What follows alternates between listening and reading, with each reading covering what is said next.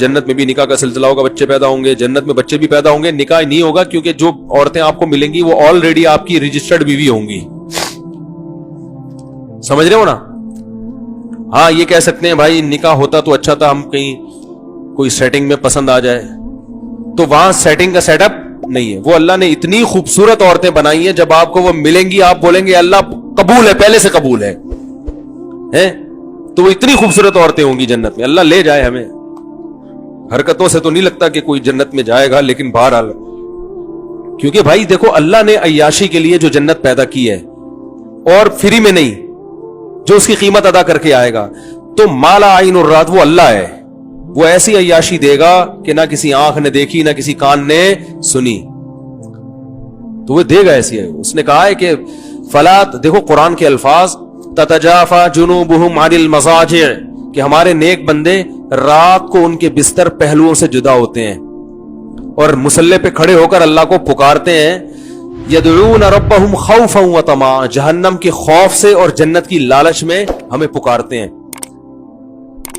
اب لوگ ان کو صوفی سمجھتے ہیں, یار یہ صوفی پتہ نہیں مولوی یہ کس ٹائپ کے لوگ ہیں. چلو رات کو آدمی بزنس کے لیے اٹھے, کوئی کانٹیکٹ پکڑنا ہے اس نے, کوئی شپ آ رہا ہے یو کے سے, اس کا وہاں رات کو, ہمارے حساب سے جب رات ہوتا ہے وہاں مارکیٹیں کھلی ہوتی ہیں, بزنس کر رہا ہے, سب کچھ ٹھیک ہے, اس کے لیے نیند قربان کرتا ہے آدمی. لیکن یہ رات کو بستر کو چھوڑ دیتے ہیں, گرم بستروں کو,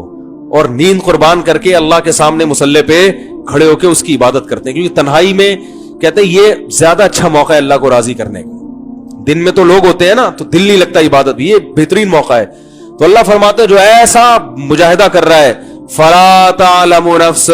کسی نفس کو معلوم نہیں ہے, ما اخفی لهم من قرۃ اعین, ان کی آنکھوں کی ٹھنڈک کا کیسا سامان ہم نے چھپا کے رکھا ہوا ہے. چھپانے کا لفظ بڑا مزیدار ہے, کیونکہ چھپاتا نہیں نا تو ساری دنیا رات کو اٹھ کے یہی کر رہی ہوتی,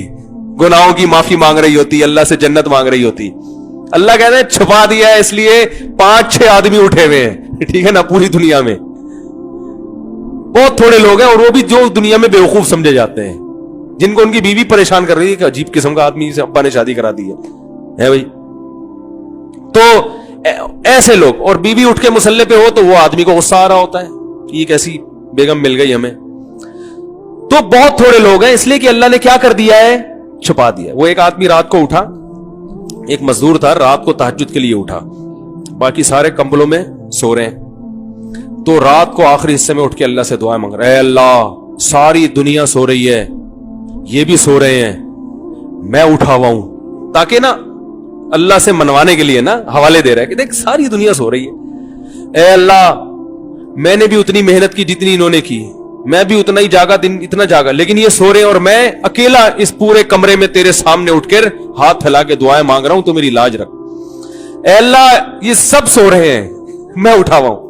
ایک کمبل سے ایک نے منڈی نکال کے بولا, کم بخت تو اپنی تعریفیں کر, ہماری غیبتیں کیوں کر رہا ہے اللہ کے سامنے,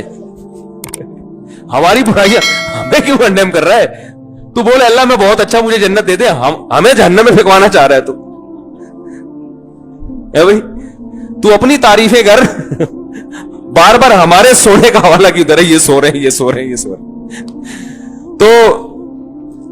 تو اس لیے بھائی اللہ نے ایسی آنکھوں کی ٹھنڈک کا سامان چھپا کے رکھا. ظاہر ہے آپ دنیا میں جب نظر کی حفاظت, ساری دنیا نائٹ کلبوں میں جا رہی ہے اور طوائفوں سے منہ کالے کر رہی ہے, کتنا آسان ہو گیا زنا, آپ اپنی بیوی پہ گزارا کر رہے ہو, بس یہی ہے اللہ نے میرے لیے سب کچھ اسی کو بنایا, اتنی, اور وہ بیوی کم بخت مان بھی نہیں رہی ہے پھر بھی کہ اتنا نیک ہے, اس پہ بھی صبر کر رہے ہو ہے بھائی, تو پھر بھی نہیں مانتے اتنا نیک ہے, پھر بھی آپ صبر کر رہے ہو کہ چلو نہ مانے اللہ کے لیے. تو ابا کی خدمت کر رہے ہو, اماں کی خدمت کر رہے ہو, بہنوں کی فکر میں لگے ہوئے ہو, پیسے جب آ رہے ہیں تو صدقات و خیرات بھی کر رہے ہو, رشتہ داروں, آج کل تو لوگ جمع کرنے میں لگے ہوئے ہیں, آپ اللہ کے لیے خرچ کرتے ہو. یطعمون الطعام علی حبہ